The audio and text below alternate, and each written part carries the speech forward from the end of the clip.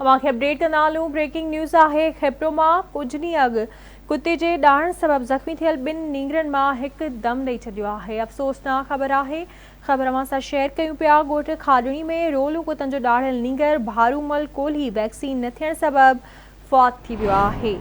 वारसिन जो चवण त वैक्सीन न थियण करे ज़ख़्मी थियल 2 नींगर साजन कोल्ही जी हालत बि ॻणती जोगी ॿुधाई वई आहे।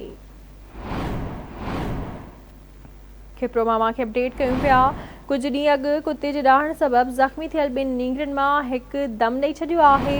ॻोठ खाजड़ी में रोलू कुतनि जो ॾाढ़ियल नींगर भारूमल कोल्ही वैक्सीन न थियण सबबि फौत थी वियो आहे।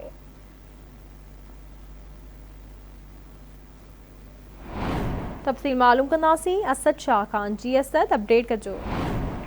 जी बिल्कुल, ही खैप्रो वेझो ॻोठ आहे खाजड़ी, जिते कुछ ॾींहं अॻु रोलू कुतनि पारां ॾाढ़ियल 2 मासूम ॿारनि मां हिकु आहे रोण जो, जिते खाजड़ी ॻोठ में कुछ ॾींहं रोलू कुतनि पारां 2 मासूम भाइरनि भारमल ऐं साजन वलद छुगो कोहली खे ॾाढे ज़ख़्मी करे विधो हो। वैक्सीन न थियण सबबि ॿारड़ो भारमल कोहली फौत थी वियो आहे, जॾहिं ज़ख़्मी थियल नींगर साजन जी हालत ॻणती जोगी आहे।